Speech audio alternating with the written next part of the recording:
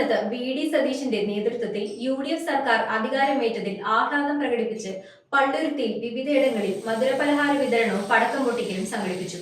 പള്ളുരുത്തി വെളിയിൽ division councillor Gita പ്രഭാകരന്റെ നേതൃത്വത്തിലും കച്ചേരിപ്പടിയിൽ UDF പ്രവർത്തക കൂട്ടായ്മയുടെ നേതൃത്വത്തിലായിരുന്നു ആഹ്ലാദ പ്രകടനം. സംസ്ഥാനത്ത് വി.ഡി. സതീശന്റെ നേതൃത്വത്തിലുള്ള യു.ഡി.എഫ് സർക്കാർ അധികാരത്തിലെത്തിയതിന്റെ ആഹ്ലാദ സൂചകമായി പള്ളുരുത്തിയിൽ വിപുലമായ ആഘോഷങ്ങൾ സംഘടിപ്പിച്ചു. പള്ളുരുത്തി വെളിയിലും കച്ചേരിപ്പടിയിലെ യു.ഡി.എഫ് പ്രവർത്തക കൂട്ടായ്മയുടെ നേതൃത്വത്തിലുമാണ് പായസ വിതരണവും പടക്കം പൊട്ടിക്കലും നടത്തിയത്. വെളിയിൽ നടന്ന ആഘോഷ പരിപാടികളും പായസ വിതരണവും ഡിവിഷൻ കൗൺസിലർ ഗീതാ പ്രഭാകരന്റെ നേതൃത്വത്തിൽ KPCC സെക്രട്ടറി തമ്പി സുബ്രഹ്മണ്യൻ ഉദ്ഘാടനം ചെയ്തു. കേരളത്തിന്റെ ജനാധിപത്യ സമൂഹം വളരെയധികം സന്തോഷത്തിലാണ്.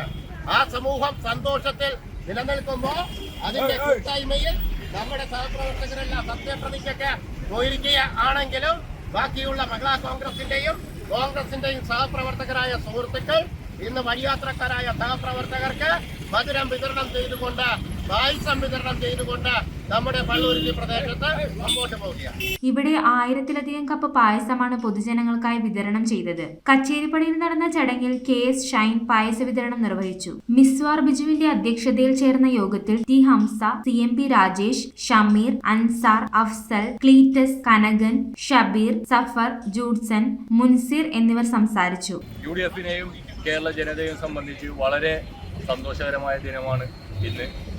10 വർഷത്തെ കേരളത്തെ ഇരുട്ടിലാക്കിയ ഭരണത്തെ തുടച്ചു നീക്കി ആ കേരളത്തിലേക്ക് വെളിച്ചം പ്രകാശം ഉടലെടുക്കുന്ന സമയമാണ് ഇന്ന്.